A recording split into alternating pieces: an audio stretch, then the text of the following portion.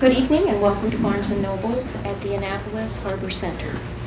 This evening it is my privilege to introduce Victor David Hanson, who will present his newest book, An Autumn of War: What America Learned from September 11th and the War on Terrorism. Mr. Hanson is a professor of classics and coordinator of the Classical Studies program at California State University, Fresno, and is currently visiting professor of military history at the U.S. Naval Academy here in Annapolis. An accomplished media guest, Mr. Hanson is the author of The Western Way of War, The Soul of Battle, and of course the best-selling book, Carnage and Culture. This past June, Mr. Hanson was presented with the Eric Brendel Award for Excellence in Journalism for essays about New York City's response to September 11th. These essays appeared in the Wall Street Journal, the National Review, and the City Journal. A short quote from one of these: "Danger is nothing to them, courage and honor everything." I now present Mr. Davis, the author of An Autumn of War.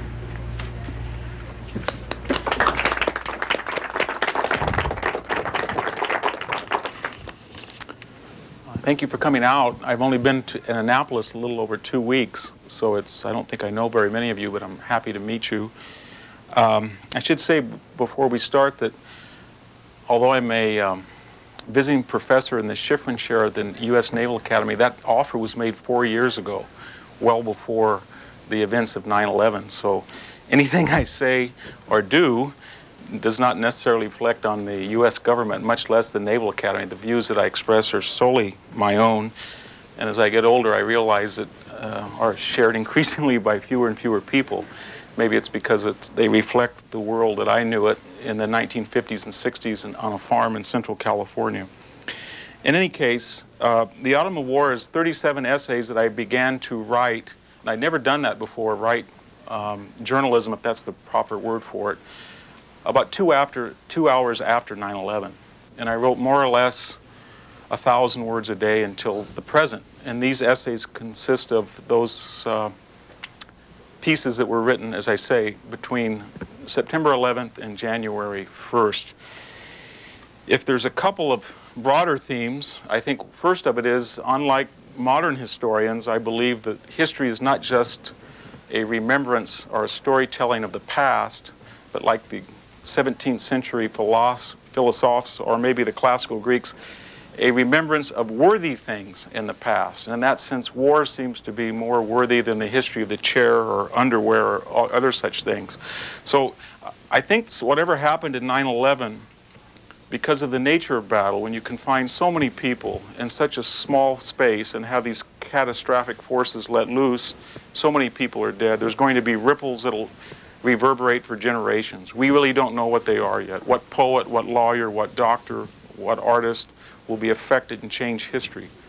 I was thinking not long ago of the Battle of Shiloh, in which we know about the strategy, we know about the tactics, we know about the political ramifications of that battle, but we forget that there were thousands of individual young men in a small place that saw horrific things. And if you're Lew Wallace and you took the wrong turnpike, maybe that had something to do with riding Ben-Hur. If you were William Tecumseh Sherman and you had a mental breakdown, maybe what you did that morning changed your life and you woke up a hero with catastrophic effects for the South.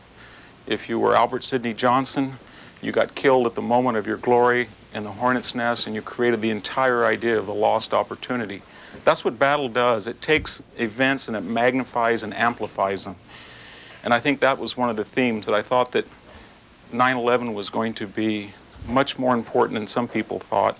The other larger theme is I try to return to a classical view of human experience. It's more tragic than therapeutic, stressing again and again how difficult it is in the modern age when we have technology and leisure and affluence to appreciate just how fragile we all are. And we saw that in the high-rises in New York, that the very unnatural idea of putting thousands of people up in the middle of the sky connected to the rest of us with only electronic communications, all in the prime of their life, many of them, confident we didn't realize that there were limitations not only to that physical world, but there were evil people out there that we didn't even know of that could end it all within a blink of an eye. So I try to stress this tragic nature of what we all have. All of us aren't going to get out alive. We all have a common fate. What did then 9/11 teach us? I think we could start on the domestic front by saying that it questioned a lot of the presuppositions that are common in academic life, in our schools, in our government, and our media. The first, of course, is multiculturalism, the rather benign idea that all cultures are created equally. And because we're a multiracial society, many of us have thought that one of the ways of enhancing national unity was to suggest there were no differences between cultures. And yet, the people who did this, whether the individual terrorist or the Al-Qaeda terrorist network or fundamentalist, or many of the countries from which they came, don't share the suppositions of Western culture. Women live in the medieval period. If you're homosexual, you're evil. If you are not a member of a particular religion, tough luck. There's no idea of tolerance in politics, in gender, in personal behavior. There's not a notion of a middle class. There's not a notion of civic audit, free expression. So it really did teach us, I think, and it reminded us that how lucky we are in the West at this very fragile and rare system that puts such a primacy on the individual, and how rare it is in the history of civilization, and how rare it is today. Another lesson that we were taught was, I think, perhaps because of the prominence of Marx or the therapeutic society of the 1950s and 60s, we had this idea that poverty, or perhaps it was exploitation, or oppression, is the catalyst or the engine that drives war. And yet when we looked in detail at the people who killed the 3,000 and vaporized them in New York and the Pentagon, that was not the case at all. They tended to be more affluent than impoverished. Some of them were very educated. Some of them were the children of the upper and middle classes in the Middle East. And the people who are really poor, whether that's people from Oaxaca who are flocking into where I live in California or in Bolivia or in parts of Asia, didn't do this. In fact, if we look for a reason or a motive, it might be not what we've done to that particular culture in the Middle East. After all, the United States did back a Muslim Pakistan over democratic India. It did bomb Christians in Europe to save Muslims. It did go into Somalia. It did free Kuwaitis from other Muslims. So it wasn't so much what we did, it was that we represented something. And the representation, of course, was the dynamism, the scary power of Western culture, popular culture especially, that can appeal to the appetites of people in the Middle East faster than Islam can repress them, and it creates a desire for something that they also loathe that desire. And it was no accident that people who butchered the Americans were just those who had more contact and association with the West than their compatriots in the slums of Cairo. That taught us something. That taught us that you don't necessarily ask yourselves, what did we do to deserve this? But what is the pathology, the age-old pathology, the innate evil that causes somebody to do this? And I think the ramifications of that will take a generation to sink in. We also have to question this idea of moral equivalence. I don't know about you, but if I have children in school, and we've had this strange idea that the use of force in any landscape, under any time and space, is itself abjectly wrong or suspect. If your child goes to school and he's big and he bullies a smaller child, and the child, to protect himself, fights back, they're both expelled. It's an abject disavowal of any moral responsibility. We call it in California zero tolerance.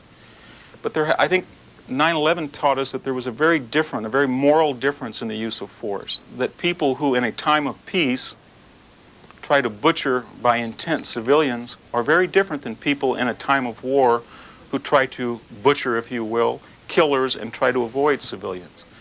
You can say people will die in both circumstances, but there's a real moral difference. That's a point of controversy, but I think 9/11 has taught us that. I'm very interested in the return of a classical appreciation of war. We have this idea that war is rare, that war is inherently evil. It should be, but when we look through history, the first thing we remember, like the Greeks, it's very common. Heraclitus said it was the father of us all. Plato said peace was a parenthesis. Look at all the wars in history that have these funny rubrics or names. First and Second Peloponnesian War, First, Second, and Third Punic War, 7 Years' War, 30 Years' War, World War I, World War II, war seems to reoccur. We think we're at a time of peace in America, but just think since Vietnam, Beirut, Grenada, Panama, Somalia, Bosnia, Kosovo, Kuwait. It seems like the United States is either being, Americans in service of the United States are either killing somebody or being killed almost every year that we've been in a so-called peace. War does not necessarily in itself have to be evil. If you think of the great pathologies of the 19th and 20th centuries, chattel slavery, fascism, German Nazism, Italian militarism, Soviet communism, all of them were either eliminated by war or the threat of war. And so I think we're going to go back to this idea of the Greeks that war itself is very common, and it has no real, it's an amoral concept. It's only moral or amoral depending on the particular combatants, the particular reasons that people go to war, the particular moral environment. It can be far more amoral to sit and do nothing and allow innocents to be butchered than it can be to use force to stop somebody. That was a very classical idea that's been with us in Western Civ until the present generation. I think we're also going to see that wars are caused for reasons that we might not appreciate. 9/11 taught us that as well. We believe that wars break out over misunderstandings. If both sides in this enlightened way of thinking can simply have the education and tolerance, and they can work things out. The Greeks say no, wars are usually caused by one party that's more in the right than the other party. Wars are not caused by oppression necessarily or exploitation. They can be, but not necessarily. Thucydides says they break out over fear, self-interest, and honor.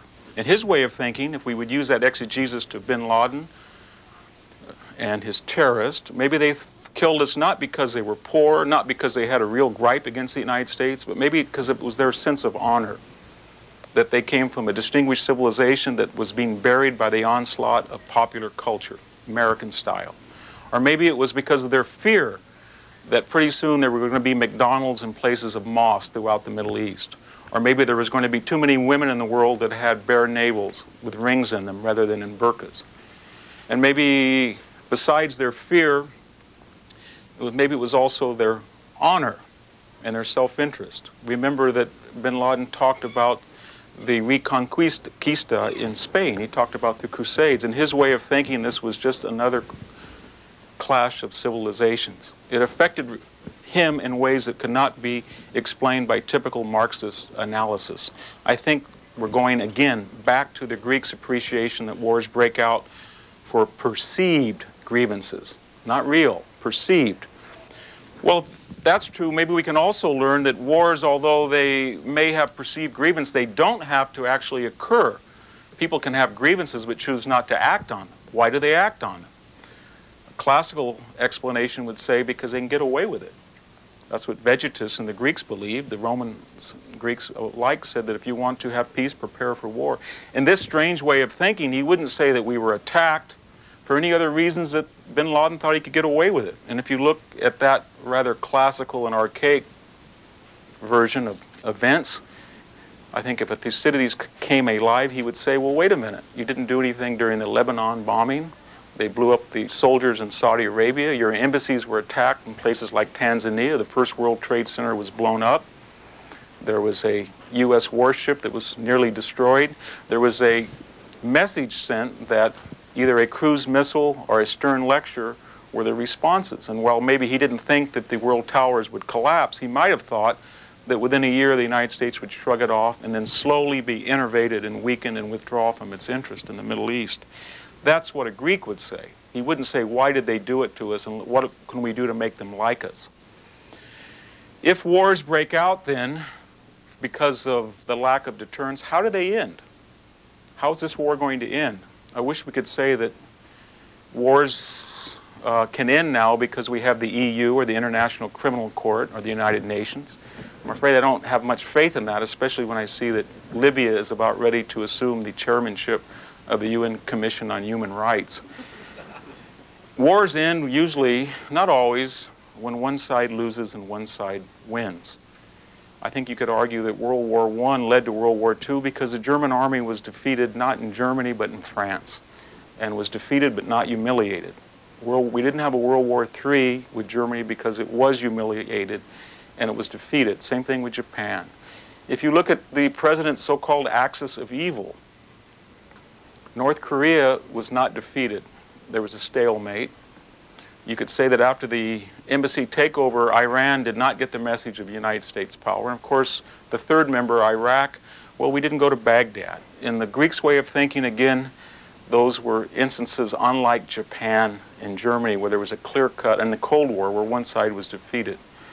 So if we look through history, we have a first, second, and third Punic War, but no fourth Punic War. First, second Peloponnesian War, but with the defeat of Athens. We don't have Vietnam. Remember, Vietnam, communist though it be, is not a member of the axis of evil, because for good or evil, the United States, well, I think I could argue it did not suffer a military defeat, did suffer a political defeat, and we're not at war because they won and we lost.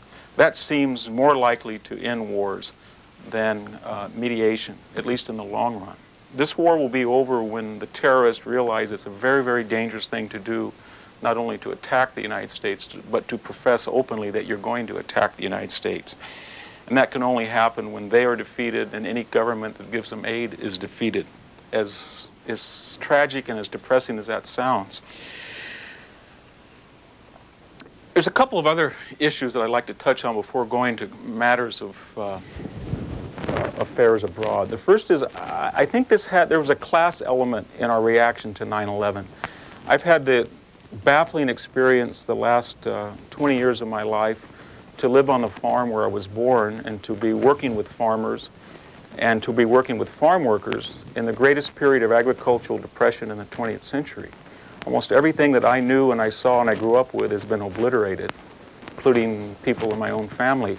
And yet I would drive up 20 miles to a university campus and be among the most affluent people who had lifetime jobs through tenure, lived in very nice suburbs, got annual raises, and had 3 months of their lives off. Yet their reactions to 9/11 were very different than the people who had done so poorly from American capitalism. It was very baffling to me because I thought, why would the winners of capitalism be so opposed to the United States interest and the losers be so supportive? I couldn't figure that out. I noticed that my brother, through no fault of his own, because of the price that we're getting today for plums and peaches, is less than it was 40 years ago in unchanged dollars. He had lost a farm that had been in our family for over 100 years. And yet the day after 9/11 in his dented and torn up pickup, he had flags, and yet professors down the hall from me were saying that we deserve this. And I couldn't figure that out. And I think that baffled me. And another thing that bothered me about this class division was that it went it went against, I should say, everything that I was taught about the Enlightenment. I had come from a very rural place that was sort of brutal place to grow up in. I was always told that education is the answer. My parents were educated. It was the Socratic idea that education is virtue. And yet I saw people after 9/11 that had no education, and yet they had an innate moral sense of what was right, and people with a lot of education that almost proved that with intellectual progress came moral regress. It's a very disturbing thing that I still haven't been able to come to grips with, but I could offer, as I do in the essay, some of the reasons that at this particular time in American history, we've created for the first time in civilization an entire class that is immune from the physical checks and dangers of what it means to be alive. We have people either through their job or their technology, don't know much about nature, don't see people like bin Laden or Saddam Hussein in their own life, and if they do, they call on a supervisor or a boss to take care of it. The people that I had worked with, though, as one of them said, is I see bin Ladens all the time. I see Saddam Husseins in the field all the time.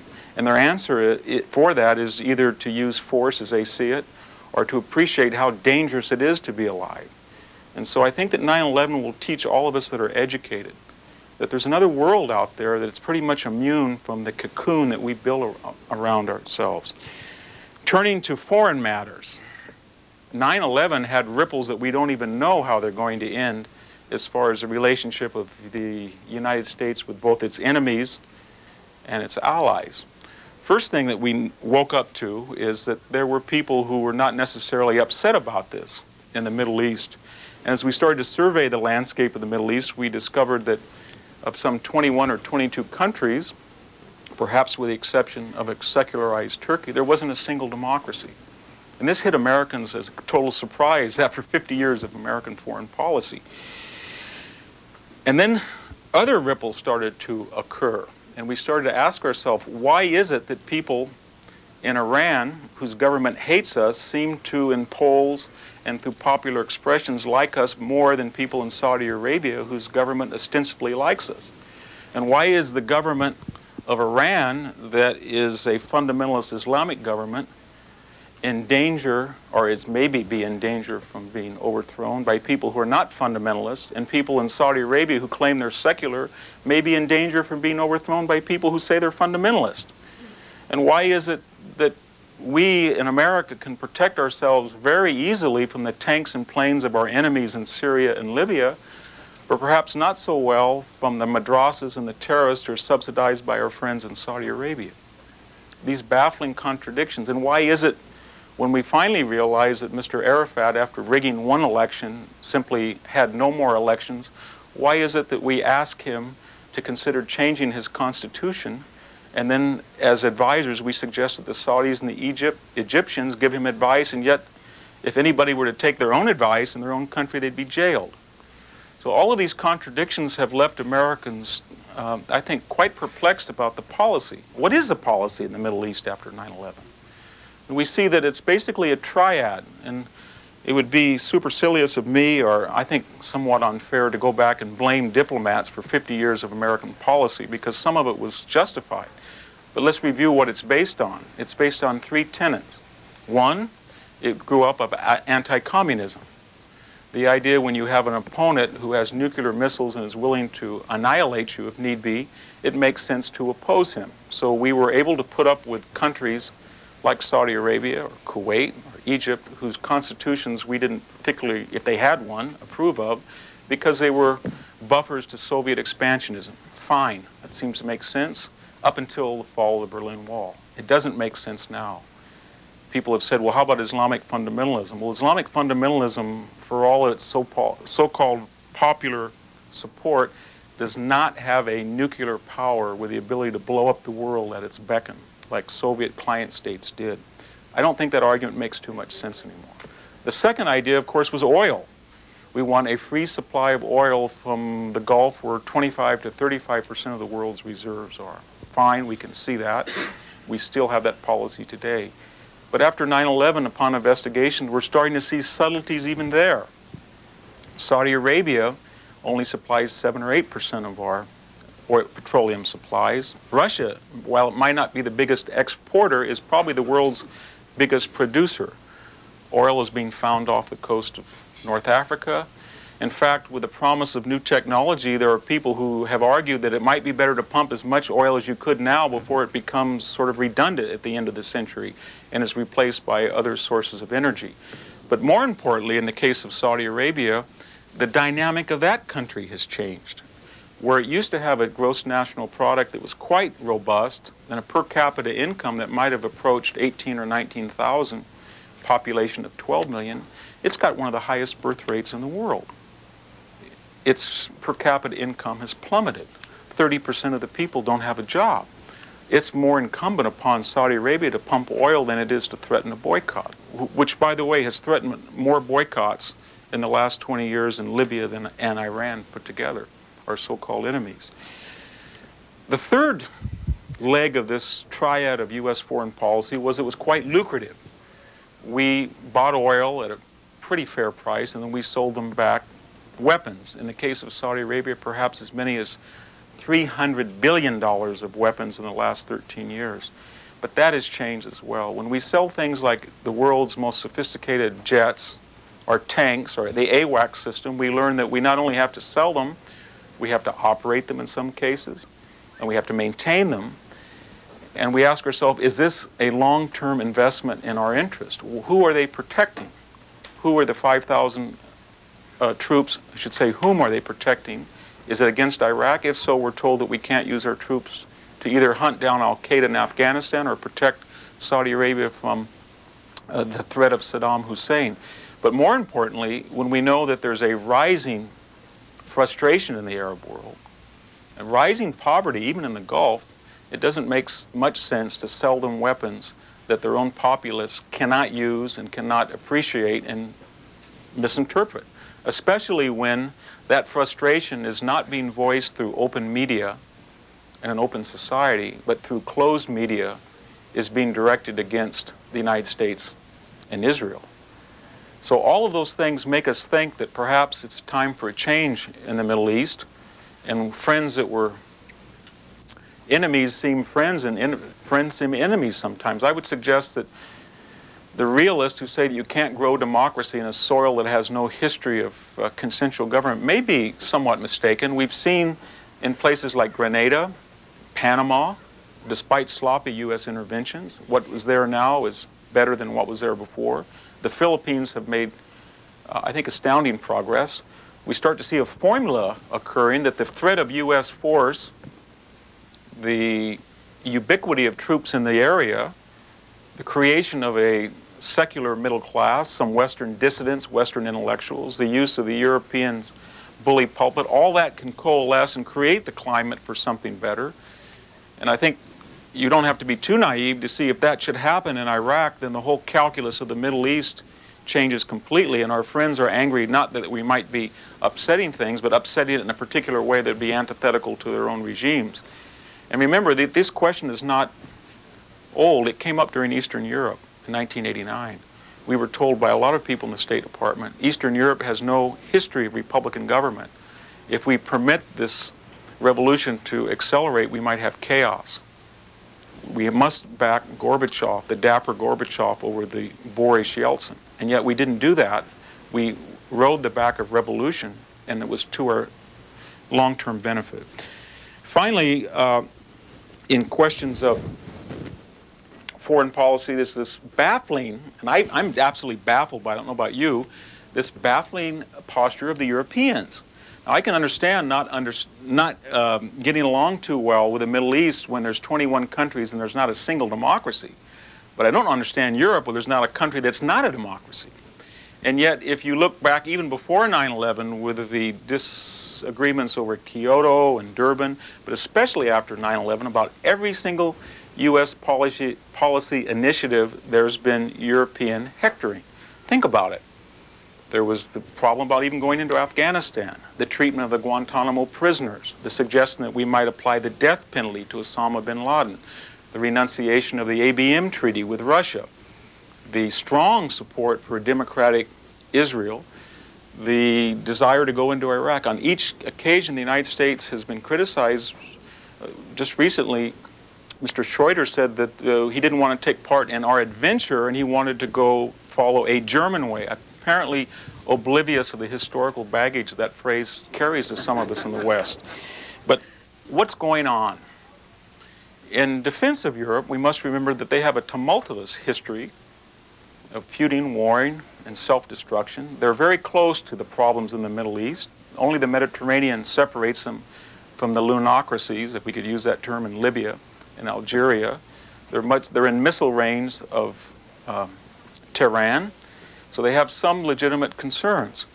Some very, very capable analysts, such as Francis Fukuyama or Robert Kagan, have said that have taken a Thucydidean approach and said, you know what, it's just simply a question of power. Although they have a gross national product and a population, when the EU is finalized, that will exceed us, they only spend about 30% of what we do on national defense. We're going to spend, as I understand it, from somewhere over 300 billion up to 500 billion. They probably won't go above 150.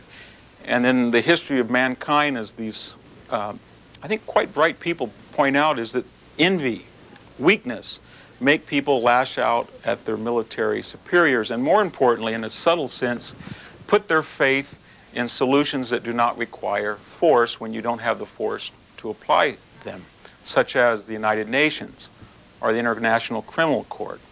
So this seems, in their view, what's separating us from Europe and the United States. If Europe would increase their defenses, they would be more multi, and then we, working with a real partner, would be less unilateral. That's, I think, the conventional wisdom. I agree with it as far as it goes, but that doesn't answer the more fundamental philosophical question, why we do have military force and they don't. Why is it that we choose as a culture to invest in military force and they do not? And more importantly, I'm not sure that the present misunderstanding with Europe is a completely unnatural situation. I think that perhaps World War II and the Cold War is a really unnatural situation. If you survey the 19th and 20th centuries, you can see that innate within America, there was always a suspicion of Europe. And we may be, rather than diverting from our normal behavior, we may be returning back to a particular type of attitude about Europe. I know in my own family, when somebody said they went to Europe, it never meant that they couldn't decide whether to go to Florence or Venice, or whether they were afraid their French accent was rusty, or whether they had good memories of their Oxford years. It usually meant that Cousin Belden had his brains blown out in Normandy Beach, or Uncle Dick was rolled with Patton, or somebody fell out of a B-17 and his parachute didn't open. Going to Europe caused silence at the dinner table, and then acrimony. And I think that people have to realize that that feeling, that prejudice, that bias among Americans is still with us. And I want to just delineate those, but it's very incumbent, I think, upon our elites. They're worried about the relationship between our elites is Europe is a certain way to our elites as our elites are to us, the average American. The average American, if somebody in Boston and New York is worried about whether Boston and New York are as elegant cities as Paris or London, somebody of Fresno and Bakersfield or El Paso couldn't care less whether El Paso is not like Boston. There's a very sense of Americanism that makes these differences quite sharp. What are they? What makes us different than the Europeans? I think it's 9/11 is a good time to reflect upon that. Unlike Europe, we don't have a particular race or a particular heritage or a particular dominant religion. We're all mixed up, especially now in California, where 40% of the state is Hispanic. We have no common religion anymore.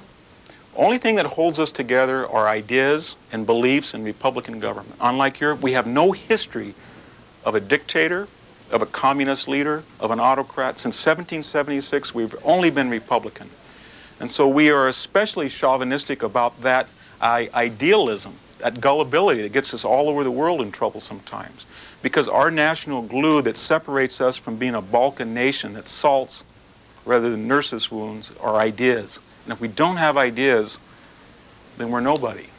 A second difference between Europe is we're frontier people. Driving across the United States, I was just shocked how open the United States still is west of the Mississippi and how different people are. They're not the same as on the west and east coast. In their experience, the marshal was always 3 days away. And so you had to be individualistic and you had to have confidence in your own ability to make a distinct decision between right and wrong.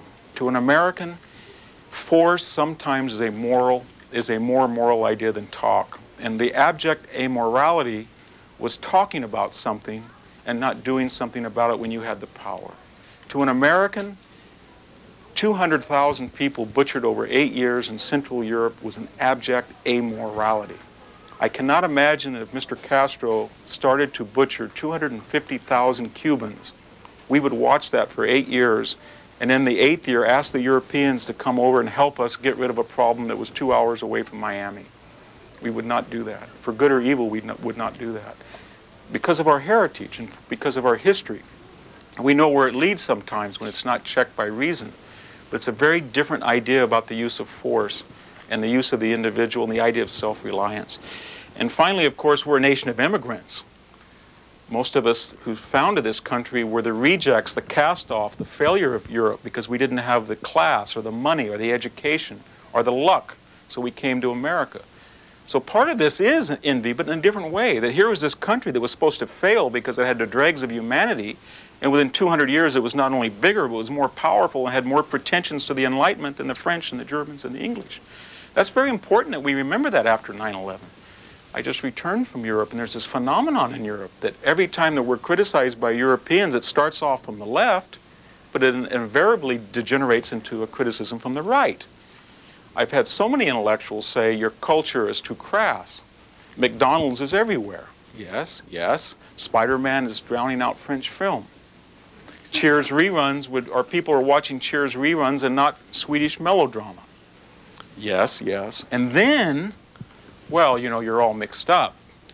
Your culture requires no requisites. Anybody can understand your music. All your motion pictures are crash scenes. Well, yes, that's because we do not have prerequisites. We have a democratic culture that almost anybody can participate. Gross, yes. Sometimes depressing, always. But nevertheless, people from other countries want a part of it because they feel inclusive. I can go to Walmart in my hometown and see people who just came up from Mexico that have the same jogging suit as somebody in Wall Street. It's a culture of inclusivity. And that always bothers people who've been nursed on the idea of hierarchy. So we should never forget that class distinction, however cleverly it's disguised under the rhetoric and of the boutique left in Europe. I think that's very, very important. What's the future of that relationship? I don't think anybody who knows the history of the Enlightenment, the European tradition, would want us to separate from Europe. Every good institution we have in some ways is European inspired. That being said, I think there's some real obstacles in the way to a close treaty alliance being kept after 9/11. But for the reasons I just talked about, but also population of the United States is changing. I think we forget sometimes that a third of us are no longer from European heritage. That's something to keep in mind. The world itself, whether it's India or Russia or parts of the third world, for again, better or worse, is starting to be attracted to the American model. Strong, muscular, rash, sort of sometimes crass, rather than the European model. That's going to cause greater anxieties. But most importantly, it's going to be very hard to tell Americans that they have to keep defending or offer the umbrella of defense to a continent that has more people and a greater economy. And I think that's going to separate us.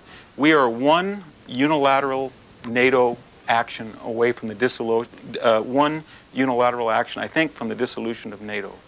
If we have to go into Iraq, and if we are successful, and if the Europeans stay on the sidelines and hector us as we do it, NATO will dissolve, because there will be no American consensus to do anything like we did with Milosevic in Central Europe.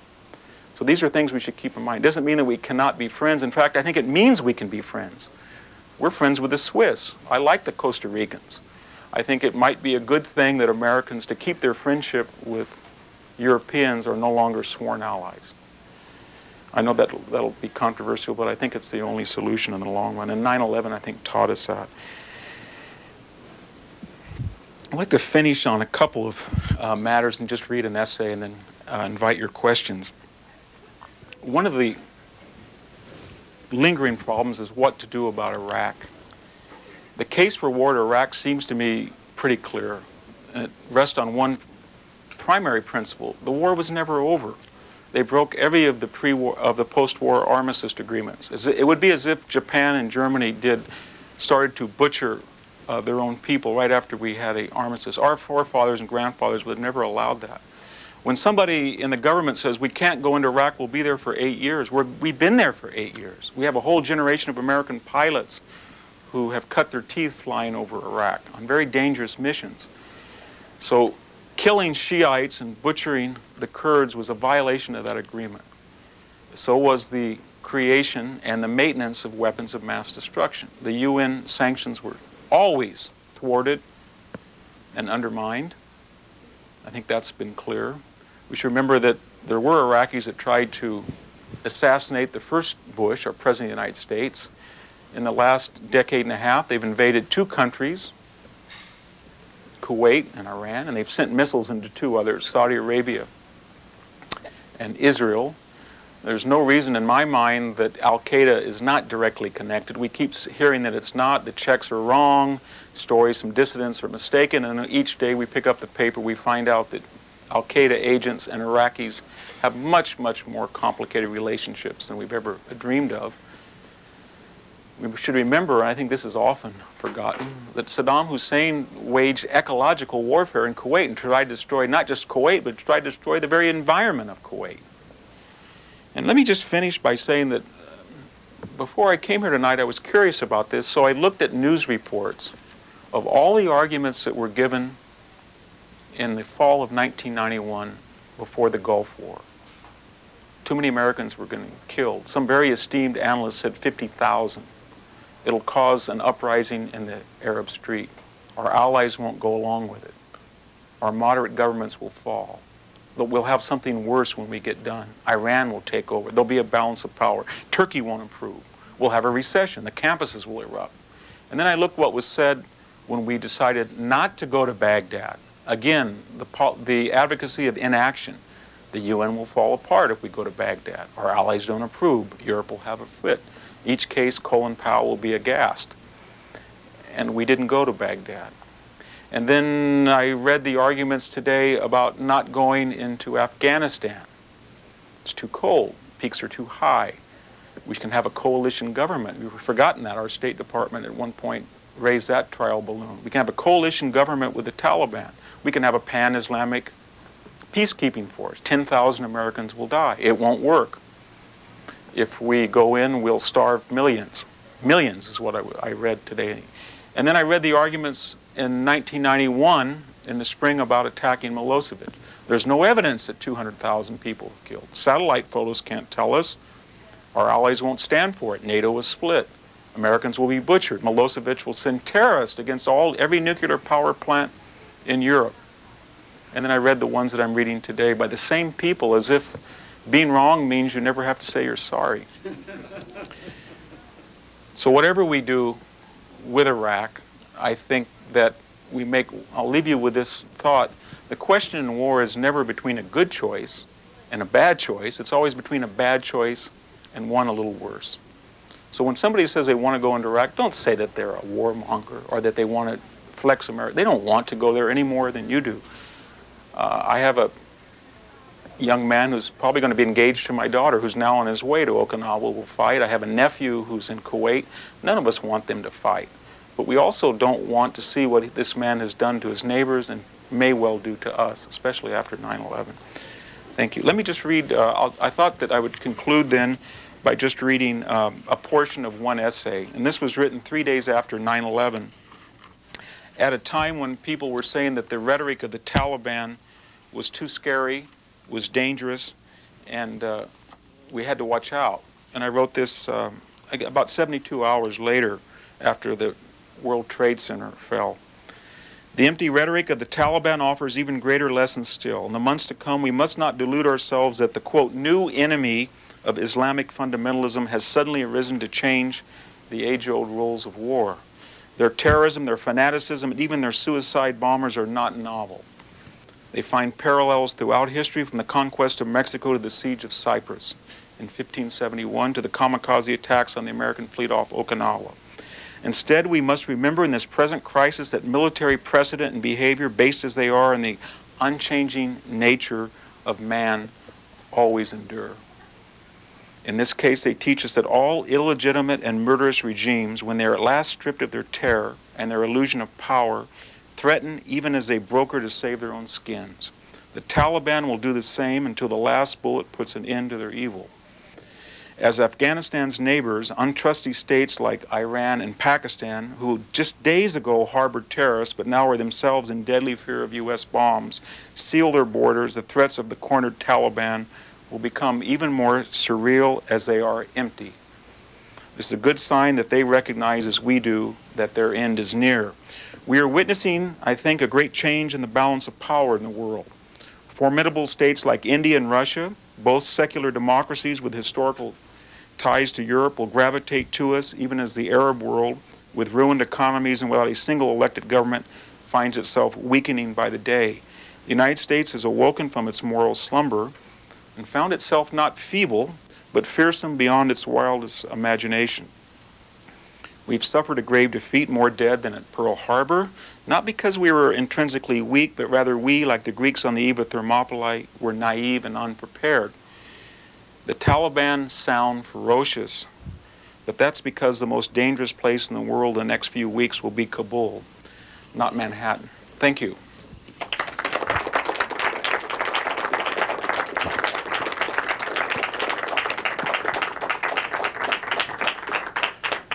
I thought we could take some questions until our time's up, if anybody has some.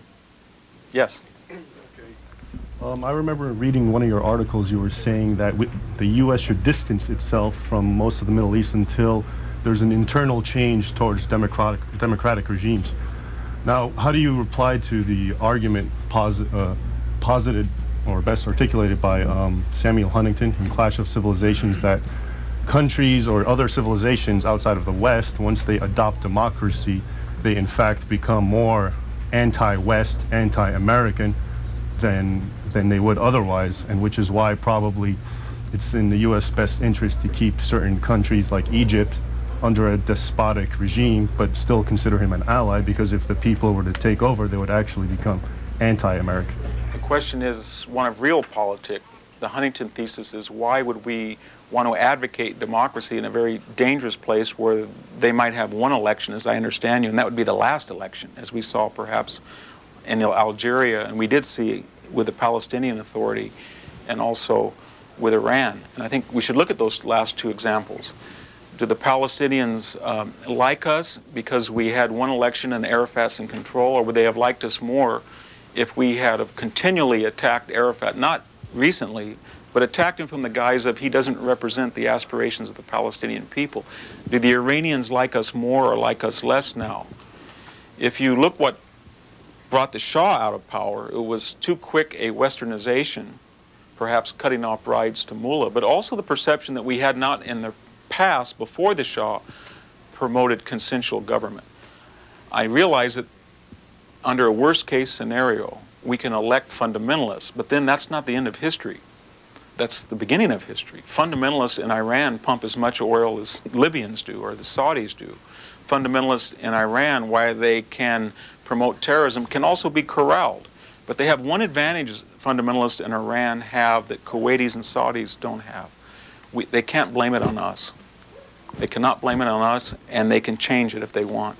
Because unlike the Saudis or the Kuwaitis, they don't have the burden of democracy as the Iranians do. The Iranians know that they had one election, and that's their responsibility. And they might have another. But for people, they're much more politically aware than the people in Cairo.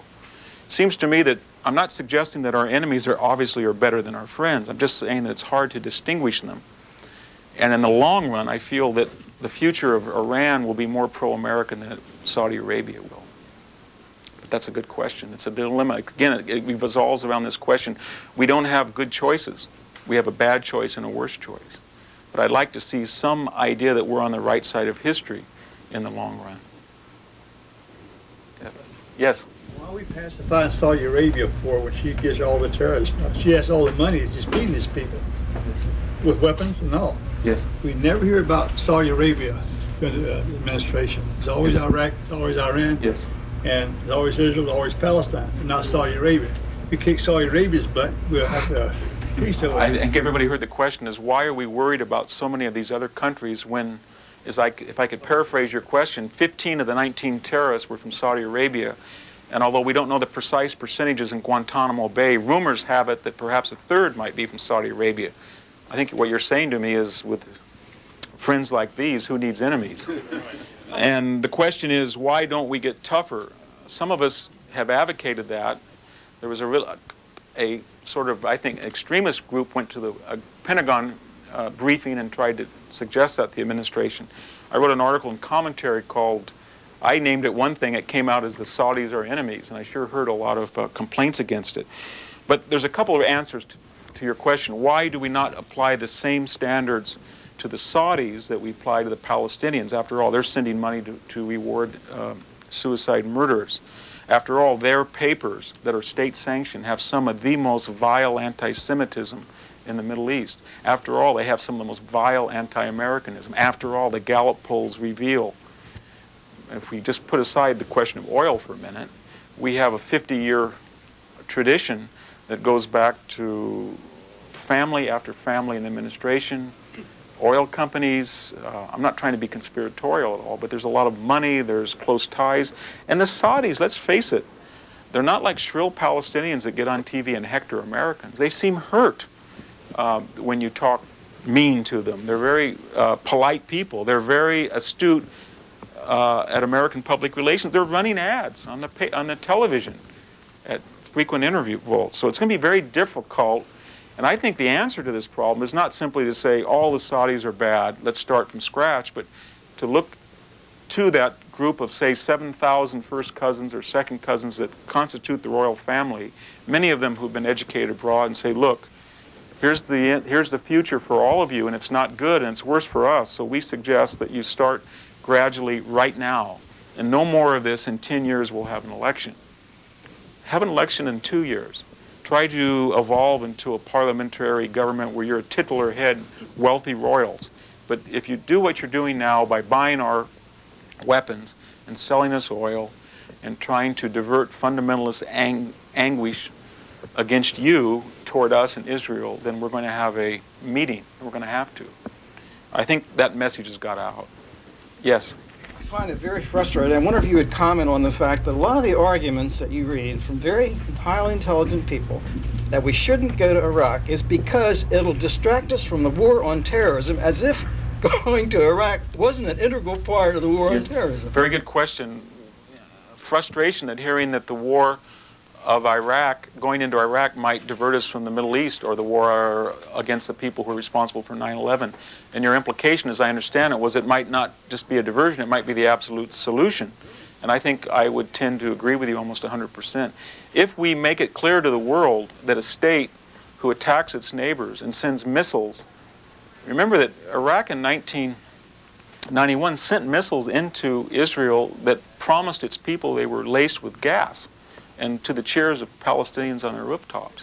If we make it clear to that world community and the regional community, that's not going to happen anymore.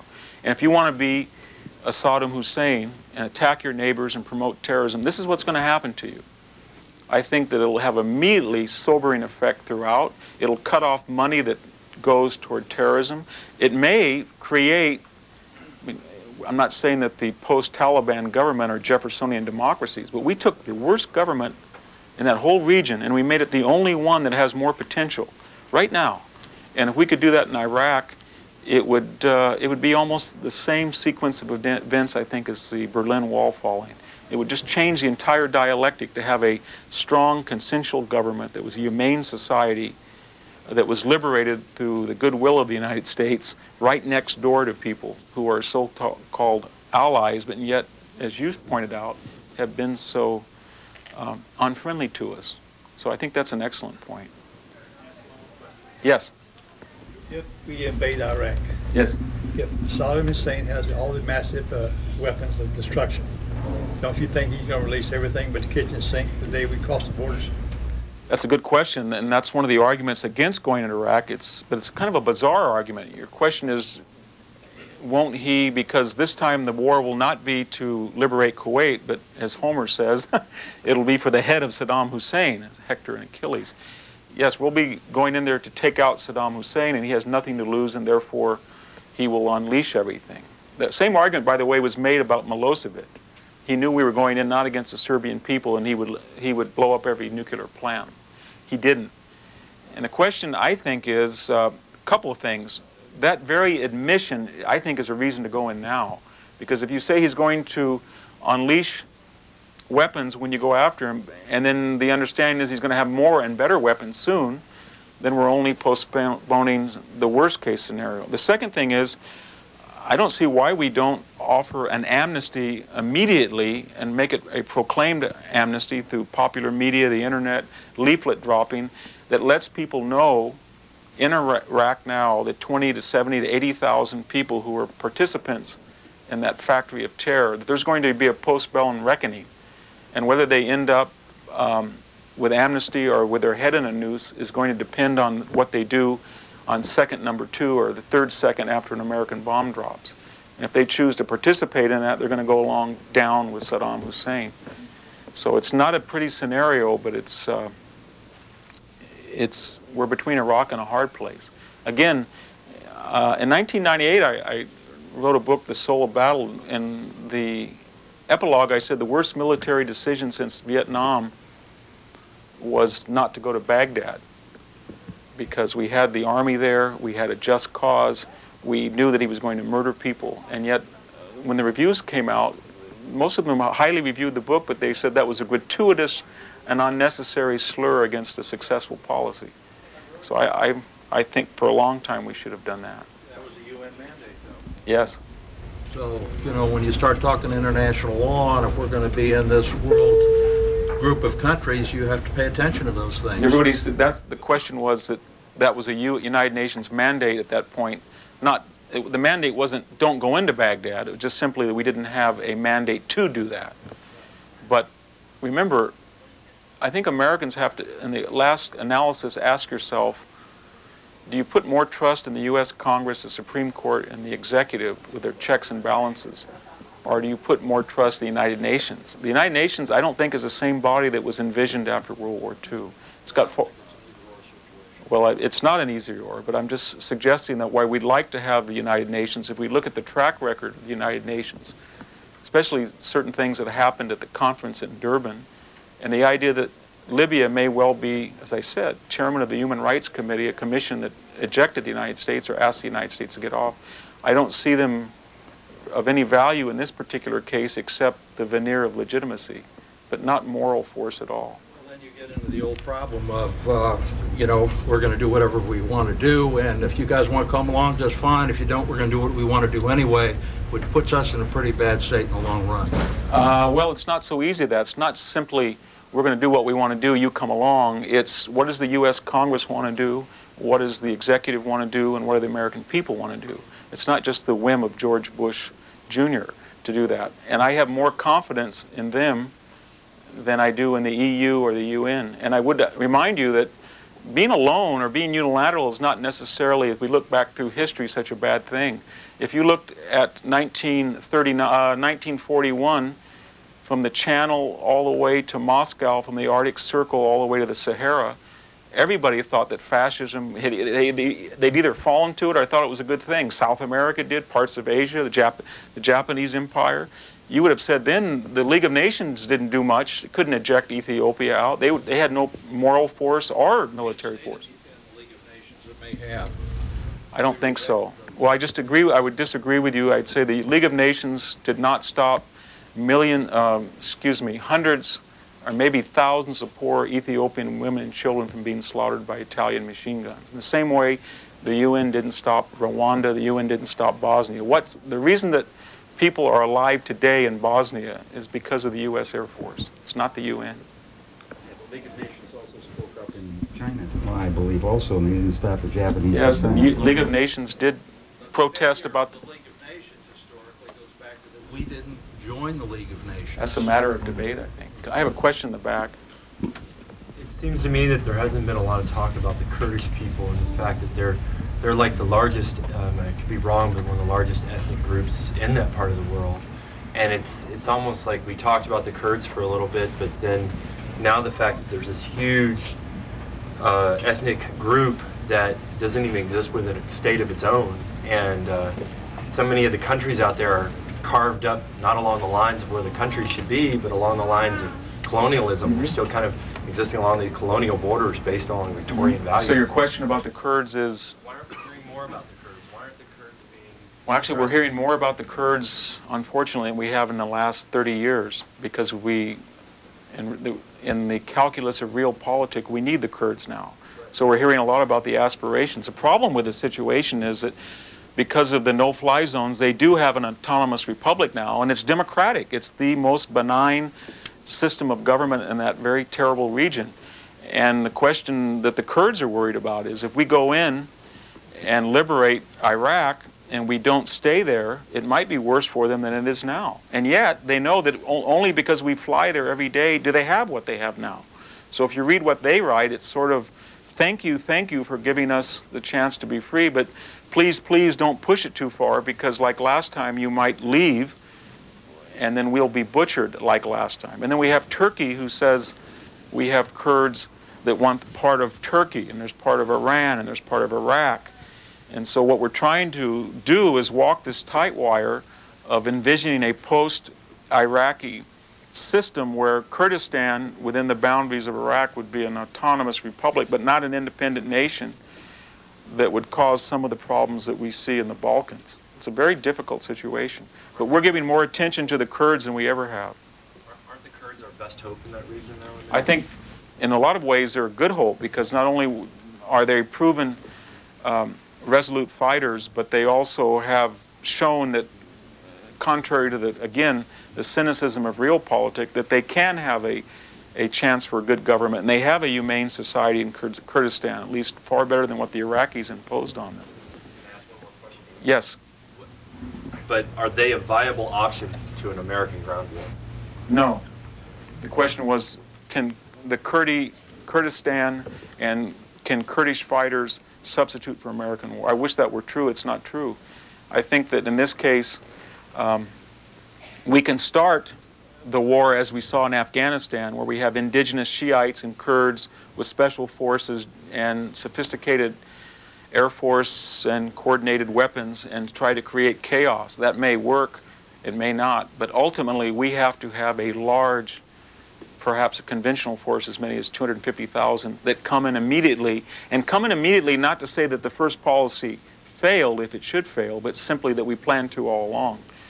Once we, whatever your opinion is, I think, on Iraq, once we decide to go in, then the whole question is we have to win. If we lose, it'll be a complete disaster.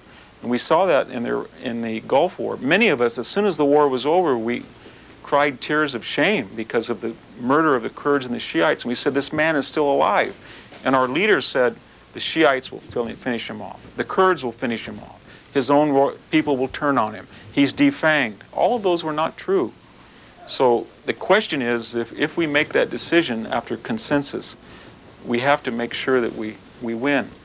I'm not sure that it's going to be the bloodbath that we've been promised, because we've been promised that bloodbath in Afghanistan, Serbia, and the Gulf before. Somebody hasn't asked a question right here. Yeah. Very queasy with the notion of getting into Iraq, and you know, you were talking about the moral prerequisite being the will of the people as well as the will of the Congress, and not just the macho or president or whatever. What kind of a case do you think the government has to make to us? And do you think that the It's a good question. How does the government make the case to go into Iraq in a manner in which the people will follow it? And we noticed that the polls immediately after 9/11 were up to 70-75% to go into Iraq, and now after this very heated debate, they're down to 60 to 55%. So there's been some erosion there. I think the answer cannot be an offhand remark as was made during the Gulf War. We're in there for oil, or we're there for retaliation, or we're going to go in there because we can go in there, or because we're going to be unilateral. The case has to be that after 9/11, in the realist explanation, you can no longer allow somebody whom you know does not like you, whom you know has been aggressive, and whom you know is creating mass weapons, because everything's on the table now. People have no cultural, moral, psychological reluctance to attack the two icons of New York and the Pentagon. Remember what that represented. It was an attack on icons, the financial center of the United States, the largest Jewish city in the world, the network of the American global military power. When people did that, they'll do anything. So that's a realist argument. The other idea is that at some point, whether we like it or not, we got involved with Iraq a long time ago. This idea that we don't want to get involved, we were involved there either through sanctions or UN inspectors that were UN pushed, or the first war, or the relationship with the Kuwaitis, or these pilots who risk their lives every day. So we're already involved in Iraq. And it seems to me that the argument has to be made to the American people. They violated the armistice. We're right now trying to save lives by flying, and we have a moral responsibility to the people of that region, not to let this open sore keep running. And we have to make the argument that we're going to save lives in the long run by losing lives in the short run, as bad as that is. Excuse me? Can that rhetoric succeed in winning over the people unsupported by the kind of legal or quasi-legal proofs that are demanded by the left? We will have support from some states in the Gulf, probably Turkey, some indigenous forces. And then if we are resolute and we start to win, I think the European Union will start to send aid. One thing that's troubling, though, the NATO states took 21 days to declare Article 5 after 9/11. That was longer than it took to show support for the Spanish ejecting some Moroccans off an uninhabited island. So I think Americans are starting to get a little cynical about the moral authority of these international bodies, and it's really raising fundamental questions, especially I just got back from Europe myself, and when you start to realize that they've created a bureaucracy of 80,000 people that has no audit or no check on their power. And it's not necessarily, it's a utopian idea, which is good, but it doesn't have any check on its authority. And history might suggest to us that all people who proclaim that they want the power to be angels end up being devils. So I'm not sure that we can look toward Europe. I think we're more like in the 1930s and 1940s, where it may be that all of the accustomed League of Nations, old alliances are out the window, and people are looking for somebody to show leadership. And let's hope that we can do it in a manner that suggests morality as well as power. Anybody that hasn't asked a question? Yes? I'm wondering if you think there's a historical difference that the Americans want now war without death. I noticed when I was a kid, you'd watch Walter Cronkite and the casualties in war would be in the thousands, and now we have, I'm not saying, I'm saying, well, I personally am a pacifist, I don't like death, but I'm just wondering, do you see it's changed now? We have a few people die and people... Yes, I think we have a real moral and philosophical and psychological problem. We have the ability now in certain cases, not all of them, but to wage a particular war like we did in the Gulf or Afghanistan or Serbia, which through our technology and the brilliant training of our pilots to almost suffer no casualties and inflict a lot of casualties on the enemy. The problem with all that is it goes against our heroic past, that there has to be some sacrifice to meet the enemy face to face in a knockdown, drag-out body. Just when you start to criticize this no body bag policy, though, then somebody's going to say to you, well, what do you want? More American dead? That's what the Europeans sometimes say. You know, why doesn't more Americans get killed? So they share the cost a little bit. But my take on it is that if you look at the history of this country in World War I and World War II, if you read battles like Tarawa and Okinawa and Korea and Vietnam, and look what even Mogadishu, when you see what Americans are capable of doing, really there's been no scarier military tradition in the world, because it's coupled with not just competence and technology, but real bravery. And I think if things go bad in Iraq, which we just pray doesn't, I don't think the problem will be the United States is unafraid to take casualties. I think that's been exaggerated somewhat. I hope it doesn't happen, but I have a great confidence in this country to be able to suffer if we have to suffer. That's what we're talking about, suffering. Any, yes? Yeah. Quick. If Saddam Hussein and his regime is as terrible as the U.S. or more specifically Bush administration makes it sound, and they pose a threat to the entire world, not just America, why is it that his neighbors, both in the Arab world and in Europe, are more reluctant, defiant to going in and containing him than America, which is across the Atlantic from him? Question is, if we think Saddam Hussein is such a threat, why are people in the immediate region and people in Europe who have to live with him in, I guess what your point was, in closer proximity, less worried? Well, if I was a cynic, I would say it was based on a couple of things. One is trade. We've just seen this massive oil deal with Russia. And if we could look at all of the protestations of the EU about Israel and juxtapose them with the trade that they give to Iraq, it would be shocking one's moral conscience. How much, after the sanctions, how much close ties that we have with European companies in Iraq. We also have to remember that this time we're not talking about, as I said, the expulsion from Iraqis out of Kuwait, which everybody in the region can tolerate. We're talking about the head of Saddam Hussein, which they have no objection to. But what follows it, they do, because either of the two scenarios are bad for them. Chaos and instability is, of course, dangerous, but what might even be more dangerous is success. Because if you're a ruler in the Gulf states, or if you're a ruler in Egypt, or if you're a ruler in Saudi Arabia, and suddenly the people in Iraq are like they are in Kabul, rejoicing, and there's a consensual government, then the next logical question is, if in Iraq, why not here? So I think that explains a lot of the unrest about it. That's if I were a cynic. Then the other question, of course, is 9/11 took place in New York and not Paris or the Vatican. That might have changed things a lot. Although I don't think that Europe would have had the logistical or military capacity to respond in the way that we did. One of the frustrating things is that Al-Qaeda was saturated throughout the European subcontinent, and yet our efforts and the British, we should never forget the British, to liquidate them and put them on the run had enormous benefits for Europe, which we're not hearing much about at all. I guess we have any final questions? Yes. There's a lot of writing that our country is in decline.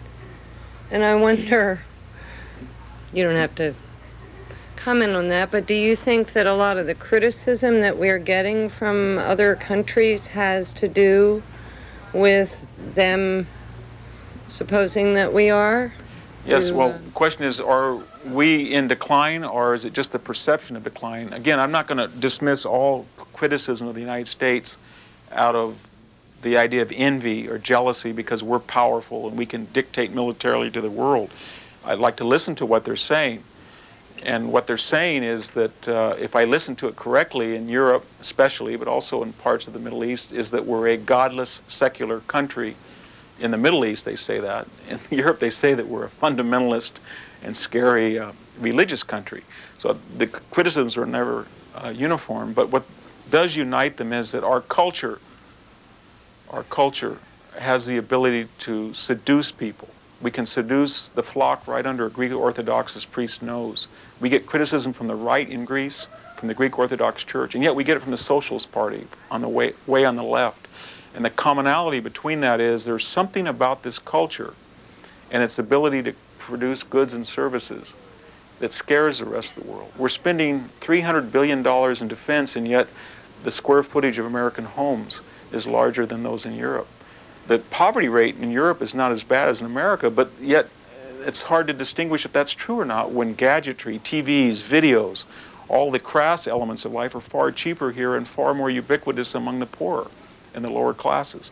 I teach in one of the most impoverished areas in California, one of the worst counties, southern Fresno County.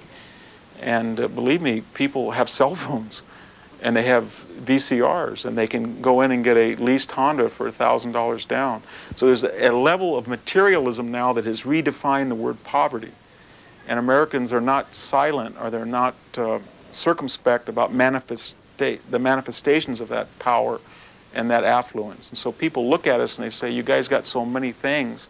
Your movies are everywhere, your TVs, your motion pictures, your food. And it all has one commonality. It destroys local culture. It destroys hierarchy. It destroys protocol. It destroys a vendor. It destroys a traditional food. It destroys indigenous filmmaking. And we reply back to them, yes, it does, but it's not because of a corporate conspiracy, as you allege, or because the USS Enterprise is bombing people to eat McDonald's. The reason it's spreading is it appeals to the basic instincts of humans. It satisfies appetites without prerequisites. It's not opera, it's not ballet. It's accessible to everybody from every background. And the people have voted for it with their remote controls and their pocketbooks. And it's this globalization. Globalization in Europe doesn't mean what it means here. Globalization in Europe is a synonym for ugly Americanism. But again, that criticism I think we should all accept. While it starts out on the left, ultimately it's always from the right. Thank you. Enjoyed it.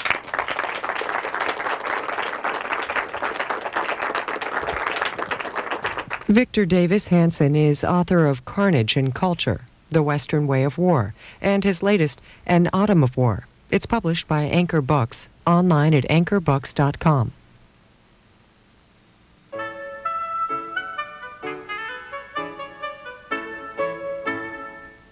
You're watching